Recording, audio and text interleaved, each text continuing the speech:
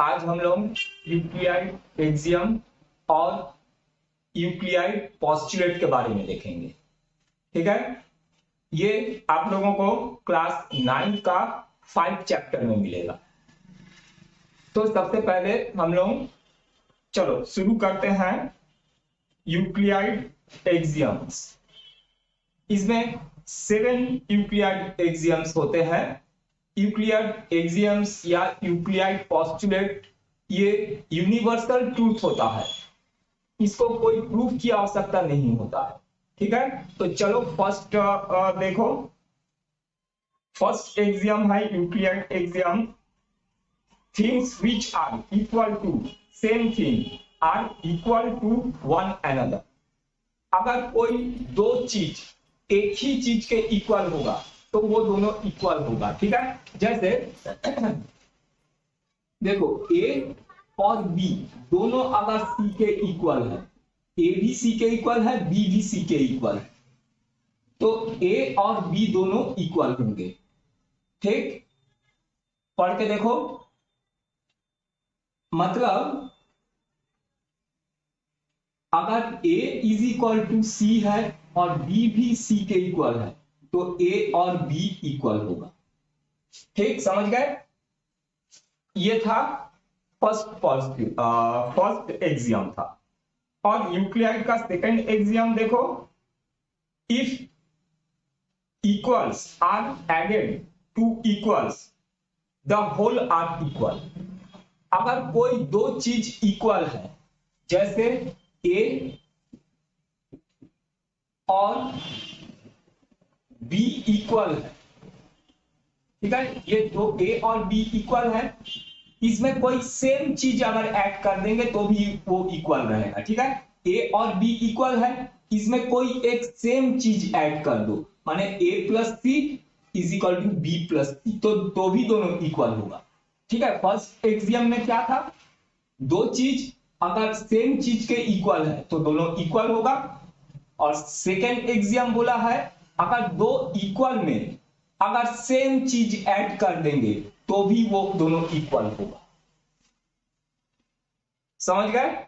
Third axioms देखो, if equal are subtracted from equal the remainder are equal. Same ऐसे चीज अगर ए और बी इक्वल है, अगर सेम चीज ये इसमें माइनस कर देंगे दोनों में तो भी वो इक्वल होगा। ए और बी इक्वल है, दोनों में अगर हम लोग सेम चीज माइनस कर दें तो भी वो दोनों इक्वल होगा। ये था थर्ड एक्सियम। अब फोर्थ एक्सियम देखो, things which coincide with one another are equal to one another. ठीक है, कोइंसाइड माने कोई दो पॉइंट, सोचो एक के ऊपर एक, कोइंसाइड माने एक के ऊपर एक। ठीक है, तो अगर ये पॉइंट के ऊपर ये वाला पॉइंट को अगर रख दे तो ये क्या होगा, कोइंसाइड, इक्वल होंगे ये दोनों। ये पॉइंट इसको ए और ये पॉइंट को बी ले लेते हैं, ये ए पॉइंट है और ये बी पॉइंट ले लेते हैं, ये कोइंसाइड होगा अगर दोनों एक दूसरे के ऊपर है। माने ये एक तरह से क्या है, एक दूसरे को ढक लेंगे तो वो एक ही पॉइंट होगा। कोई पॉइंट इस पॉइंट के ऊपर अगर इस पॉइंट को रख दे तो वो सेम एक ही पॉइंट होगा। या फिर हम ये देख सकते हैं, जैसे इस बुक का दो पेज जो है एक दूसरे को पूरा पूरा ढक लेता है। ठीक है, इसमें ये एक बुक का ये वाला पेज और इधर वाला पेज दोनों एक दूसरे को पूरा पूरा ढक लेता है। तो यहां पर हमको पॉइंट के बारे में बोला है, थिंग्स which are coincident। अच्छा, things which are coincident with one another the equal to one another। अगर कोइंसाइड होगा माने एक दूसरे के सेम होंगे, ठीक है, तो दोनों सेम होगा। ये सब यूनिवर्सल ट्रूथ है, इसको प्रूफ की जरूरत नहीं पड़ता। कोइंसिडेंट पॉइंट, ये दोनों पॉइंट अगर से एक दूसरे को ऊपर आ जाते हैं तो वो होगा कोइंसाइड बोलते हैं उसको। ठीक, चलो अब fifth, the whole is greater than the part. Whole is greater than the part, ये अगर एक रेक्टेंगुलर प्लॉट है या जो भी है, इसका एक पार्ट, जैसे इसको यहां से ये इसका ये पार्ट जो है, ठीक है, ये पूरा से छोटा होगा, माने इस पार्ट का पूरा जो है हमेशा बड़ा होगा। फिर से समझो, fifth exam, the whole is greater than part, ये जो होल पूरा प्लॉट है ये इसके एक भाग से हमेशा बड़ा होगा। ये तुम्हारा फिफ्थ एग्जाम बोला है। या फिर ये एक सर्कल है, सर्कल को मैं अगर यहां से काट देता हूं, ऐसा काट दिया, तो इसका होल पार्ट, ये पूरा होल पार्ट किसी भी एक पार्ट के से बड़ा होगा। ठीक, ये है fifth, the whole is greater than the part. Six देखो, the things which are double to same thing are equal to one other. अगर ए और बी इक्वल है, अगर ए और बी इक्वल है तो इसका डबल भी इक्वल होगा। दोनों का अगर डबल कर देंगे तो भी ये इक्वल होगा। ये तुम्हारा सिक्स्थ एक्सियम बोला। अच्छा, सेवेंथ एक्सियम है, things which are half of same thing are equal to one other. अगर दो चीज इक्वल है, सेम वैसे ही ए और बी अगर इक्वल है तो इनका हाफ भी इक्वल होगा। ठीक, जैसे ये दो लाइन इक्वल है, ये दो लाइन सोचो 10-10 सेंटीमीटर के हैं, तो इसको हाफ करेंगे तो क्या होगा, ये 5 सेंटीमीटर का, ये 5 सेंटीमीटर का होगा, तो ये दोनों इक्वल होगा। ये अगर लाइन इक्वल है तो उस लाइन का हाफ भी इक्वल होगा। जैसे ये 10 सेंटीमीटर का है तो इनका हाफ क्या होगा, 5 सेंटीमीटर 5 सेंटीमीटर। ठीक, समझ गए? यहां तक ये था 7 यूक्लिड एक्सियम। अब हम यूक्लिड पोस्टुलेट देखेंगे। यूक्लिड 5 पोस्टुलेट होता है, ये यूनिवर्सल ट्रूथ होता है, इसको कोई प्रूफ की आवश्यकता नहीं होता।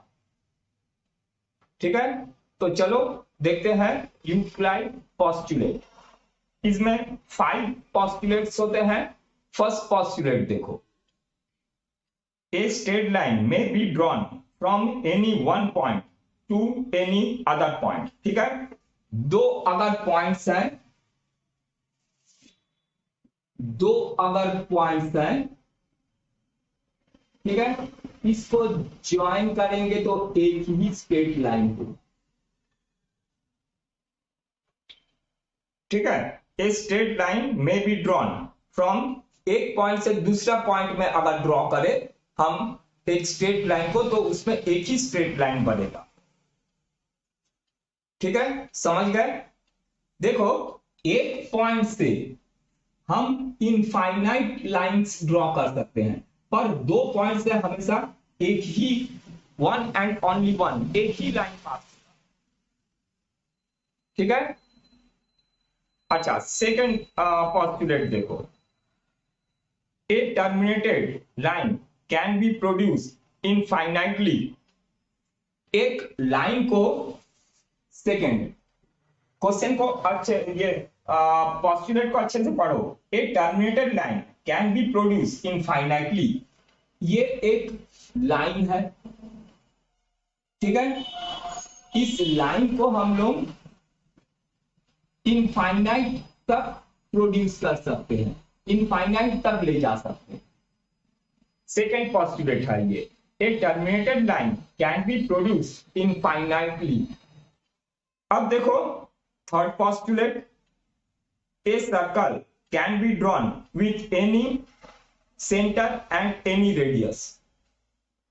तो तुम सिंपल देखो, एक राउंडर अगर तुम ले लो, ठीक है, एक सेंटर में उसके पिन को रखो और पेंसिल उसका रेडियस लो, लेके उसको घुमाओ, तो हमेशा वो एक सर्कल बनेगा। माने एक सेंटर और एक रेडियस से एक सर्कल ही होगा।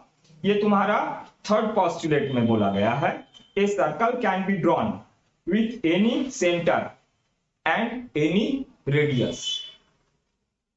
ठीक, एक रेडियस और एक सेंटर होगा तो वो एक सर्कल। फोर्थ पोस्टुलेट देखो, all right angles are equal to one another. Right angle,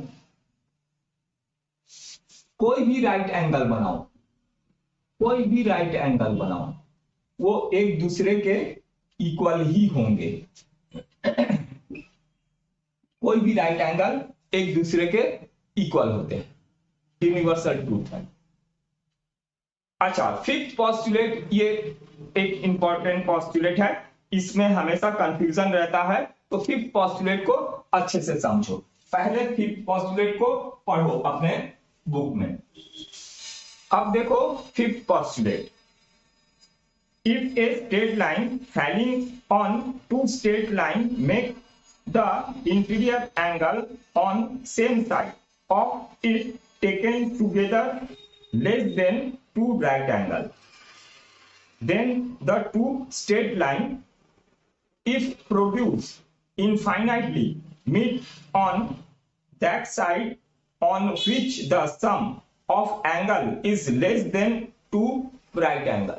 ठीक है, समझ में आ गया स्टेटमेंट? देखो इसका मतलब इसमें क्या बोला है, ये दो स्ट्रेट लाइन है और ये एक लाइन उसको इंटरसेक्ट कर रहा है, ठीक है, और इसके सेम साइड में जो दो एंगल बना है, ये दो एंगल टू राइट एंगल से छोटा है। दो राइट एंगल माने क्या है, 90 प्लस 90 इज इक्वल टू 180, 180 से छोटा है।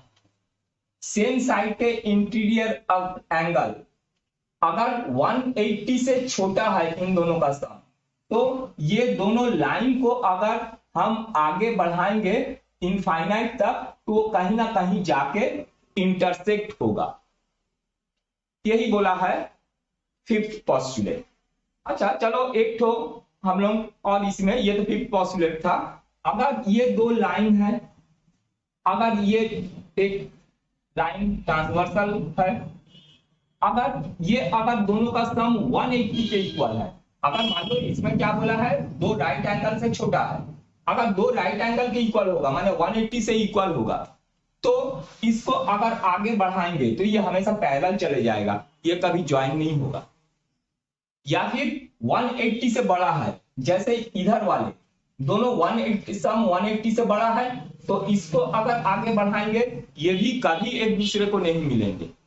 ठीक है, कब एक दूसरे से मिलेंगे, अगर इंटीरियर एंगल सेम साइड के 290 डिग्री एंगल के इक्वल हो, माने 180 से छोटा हो। ये 180 से छोटा एंगल है, उस तरफ को अगर बढ़ाएंगे तो वो किसी ना किसी पॉइंट में जाके मीट करेंगे। ठीक है, समझ गए? एक बार और पढ़ लो।